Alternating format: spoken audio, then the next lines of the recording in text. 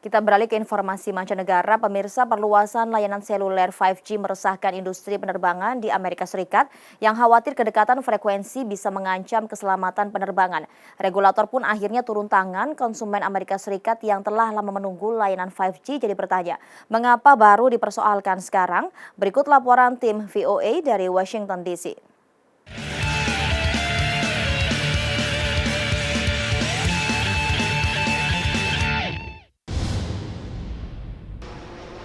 Layanan internet super cepat 5G hadir di Amerika Serikat, tapi akhirnya tertunda perluasannya, terutama dekat bandara, setelah muncul penolakan dari industri penerbangan. This is unsafe. The manufacturers have said so, our airlines are saying so, the FAA is saying so, and so are pilot unions. Maskapai penerbangan utama AS, American, Delta, United, dan Southwest, termasuk yang mendesak pemancar 5G, dilarang dalam radius 3,2 km dari bandara. Alasannya frekuensi radio C-band jaringan 5G yang disepakati untuk AS berada pada kisaran 3,7 hingga 3,98 GHz, mendekati frekuensi altimeter untuk navigasi pesawat yang disepakati secara internasional, yaitu 4,2 hingga 4,4 GHz. They are worried if the interference caused by the 5G signals will cause incorrect operation or the failure of the radar altimeter readings, and that could have, catastrophic consequences. Di Eropa, frekuensi 5G dibatasi hingga 3,8 GHz, sementara di Jepang bahkan hingga 4,1. There are many countries that have already deployed 5G at those frequencies that are adjacent to the frequencies the band that is used by the radar altimeter, and so far we haven't heard of anything, touch wood.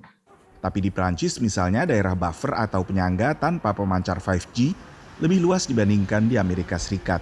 Dua perusahaan besar penyedia layanan seluler di Amerika Serikat, yaitu AT&T dan Verizon, akhirnya menangguhkan pemancar 5G di sejumlah titik sambil menunggu penelaahan dari regulator dari Badan Penerbangan Federal Amerika Serikat atau FAA.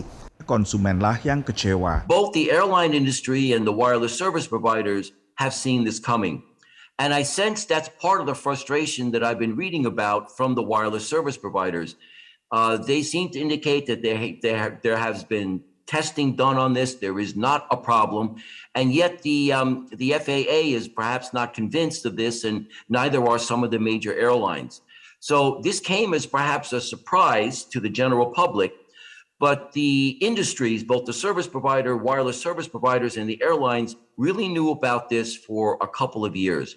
And it's frustrating as a consumer of 5G and as a consumer of airlines that we now have this big issue all of a sudden. Kemelut C-band relatif belum berdampak pada T-Mobile yang belakangan memimpin dalam 5G di AS, antara lain dengan akuisisinya atas Sprint dengan frekuensi mid-band. Dari Washington DC, Nova Purwadi dan tim VOA.